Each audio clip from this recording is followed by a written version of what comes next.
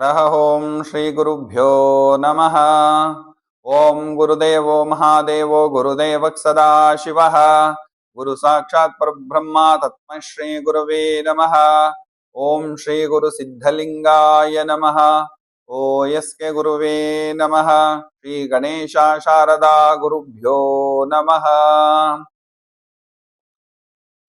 ಆಷಾಢ ಮಾಸದ ಮಾಸ ಭವಿಷ್ಯ ಹಾಗೂ ದಿನ ವಿಶೇಷಗಳನ್ನು ಗಮನಿಸೋಣ.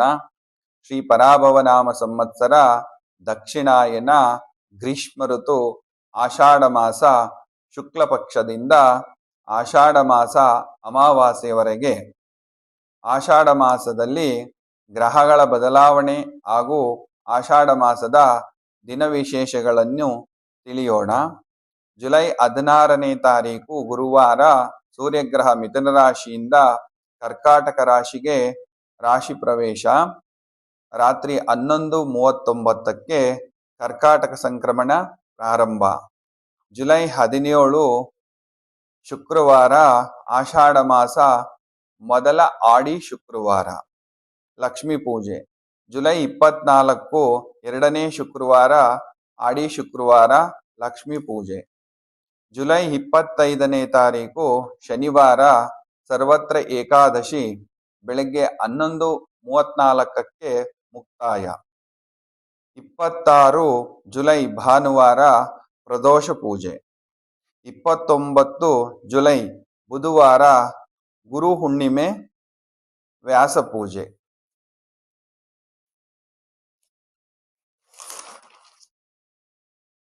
ಜುಲೈ 31ನೇ ತಾರೀಕು ಶುಕ್ರವಾರ ಆಷಾಢ ಆಡಿ ಶುಕ್ರವಾರ, ಲಕ್ಷ್ಮೀ ಪೂಜೆ. ಆಗಸ್ಟ್ 2ನೇ ತಾರೀಕು ಭಾನುವಾರ ಸಂಕಷ್ಟಹರ ಚತುರ್ಥಿ. ಚಂದ್ರೋದಯ ರಾತ್ರಿ 9:22ಕ್ಕೆ. ಆಗಸ್ಟ್ 8ನೇ ತಾರೀಕು ಮಂಗಳವಾರ ಶ್ರೀ ಚಾಮುಂಡೇಶ್ವರಿ ತಾಯಿಯ ಜನ್ಮೋತ್ಸವ. ಆಗಸ್ಟ್ 7ನೇ ತಾರೀಕು ಶುಕ್ರವಾರ ಆಡಿ ಶುಕ್ರವಾರ, ಲಕ್ಷ್ಮೀ ಪೂಜೆ. ಆಗಸ್ಟ್ 9ನೇ ತಾರೀಕು ಭಾನುವಾರ ಸರ್ವತ್ರ ಏಕಾದಶಿ. ಆಗಸ್ಟ್ 10ನೇ ತಾರೀಕು ಸೋಮವಾರ ಸೋಮ ಪ್ರದೋಷ. 11ನೇ ತಾರೀಕು ಆಗಸ್ಟ್ ಮಂಗಳವಾರ ಮಾಸ ಶಿವರಾತ್ರಿ. ಆಗಸ್ಟ್ 12ನೇ ತಾರೀಕು ಬುಧವಾರ ಆಷಾಢ ಅಮಾವಾಸ್ಯೆ, ರಾತ್ರಿ 11:06ಕ್ಕೆ ಮುಕ್ತಾಯ. ಜ್ಯೋತಿರ್ಭೀಮೇಶ್ವರ ವ್ರತ, ನಾಗರ ಅಮಾವಾಸ್ಯೆ ಅಥವಾ ಪತಿ ಸಂಜೀವಿನಿ ವ್ರತ ಎಂದು ಕರೆಯುತ್ತಾರೆ. ಈ ವ್ರತವನ್ನು ವಿವಾಹಿತ ಮಹಿಳೆಯರು ಹಾಗೂ ಅವಿವಾಹಿತ ಕನ್ಯೆಯರು ಈ ವ್ರತವನ್ನು ಮಾಡಬಹುದು. ಇನ್ನು ಗ್ರಹಗಳ ಬದಲಾವಣೆಯ ಬಗ್ಗೆ ನೋಡೋಣ.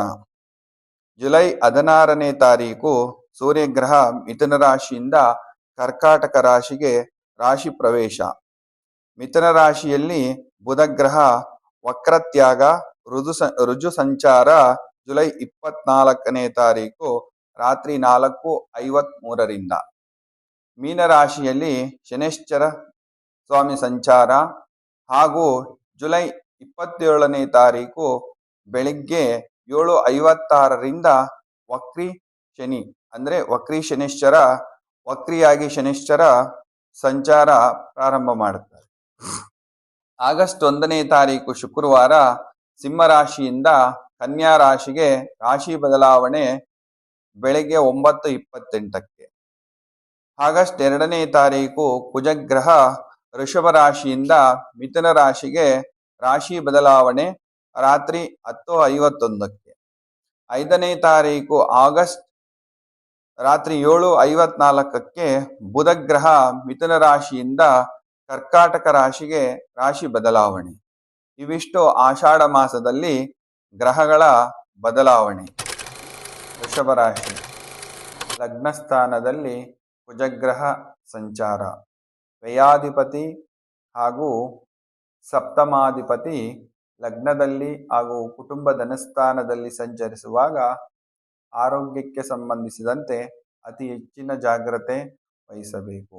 ಶೀಘ್ರ ಕೋಪ ಅಂದರೆ ಮೂಗಿನ ಮೇಲೆ ಕೋಪ, ಅತಿಯಾದ ಕೋಪ ಹೆಚ್ಚಾಗುವುದು ಹಾಗೂ ಭಯ, ಆತಂಕ ತಮ್ಮಲ್ಲಿ ಕಾಡುವಂಥದ್ದು. ಕುಟುಂಬ ಧನಸ್ಥಾನದಲ್ಲಿ ಬುಧ ಗ್ರಹ ವಕ್ರಿಯಾಗಿರೋದರಿಂದ ನಿಮ್ಮ ಪರಿಸರ ಅಂದರೆ ಮನೆ ಪರಿಸರಕ್ಕೆ ಸಂಬಂಧಪಟ್ಟಂತೆ ಏನೋ ಉಸಿರುಗಟ್ಟಿಸುವಂತ ವಾತಾವರಣ ಸೃಷ್ಟಿಯಾಗಬಹುದು. ಸೂರ್ಯಗ್ರಹ 15ನೇ ತಾರೀಕಿನ ನಂತರ ತೃತೀಯ ಸ್ಥಾನದಲ್ಲಿ ಸಂಚರಿಸುವಾಗ ಭಯ, ಆತಂಕ ಇವೆಲ್ಲ ದೂರಾಗಿ ಆರೋಗ್ಯ ಅಭಿವೃದ್ಧಿಯಾಗಿ ಶುಭ ಫಲವನ್ನೇ ನೋಡಬಹುದು.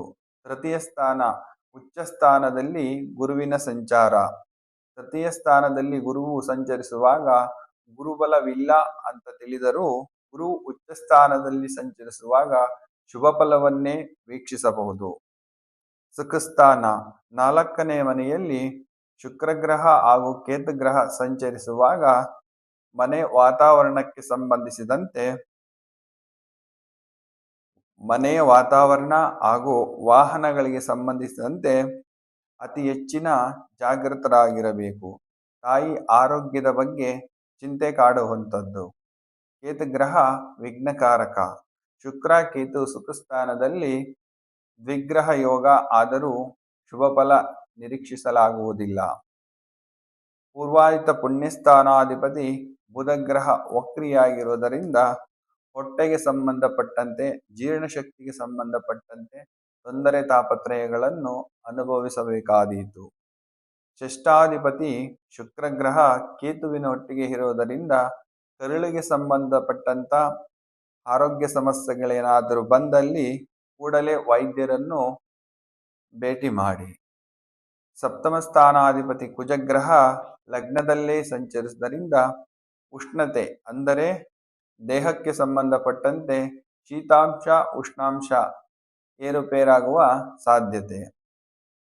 ಅಷ್ಟಮ ಸ್ಥಾನ ಹಾಗೂ ಏಕಾದಶ ಸ್ಥಾನಾಧಿಪತಿ ತೃತೀಯ ಸ್ಥಾನ ಪರಾಕ್ರಮ ಸ್ಥಾನದಲ್ಲಿ ಸಂಚರಿಸುವುದರಿಂದ ಶನಿಗ್ರಹ ಹಾಗೂ ಗುರುಗ್ರಹದಿಂದ ಶುಭ ಫಲವನ್ನೇ ನಿರೀಕ್ಷಿಸಬಹುದು.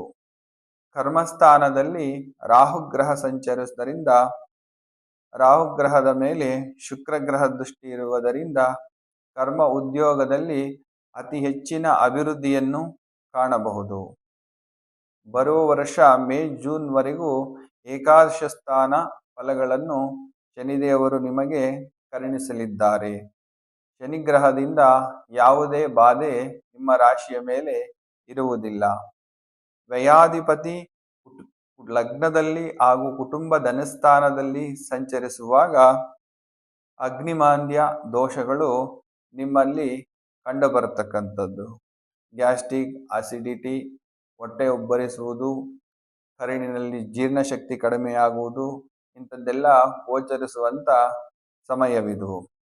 ಸೋಮವಾರ ಹಾಗೂ ಮಂಗಳವಾರಗಳಲ್ಲಿ ನಂದೀಶ್ವರ ಬಸವಣ್ಣನ ದೇವಾಲಯದಲ್ಲಿ ರುದ್ರಾಭಿಷೇಕ ಮಾಡಿಸಿ ಒಬ್ಬಟ್ಟನ್ನು ನೈವೇದ್ಯಕ್ಕೆ ಕೊಟ್ಟು ಪ್ರಸಾದವಾಗಿ ಹಂಚಿ. ಒಬ್ಬಟ್ಟೆಂದರೆ ಹೂರ್ಣ ಎಂದರೆ ಕನಕ, ಕನಕ ಎಂದರೆ ಹಳದಿ, ಗುರುವಿನ ದೋಷ ಪರಿಹಾರ. ಬೆಲ್ಲ ಅಂದರೆ ಆದಿಶಕ್ತಿ, ಜಗನ್ಮಾತೆಯ ಸಂಕೇತ. ತೊಗರಿಬೇಳೆ ಅಂದರೆ ಕುಜನ ಸಂಕೇತ.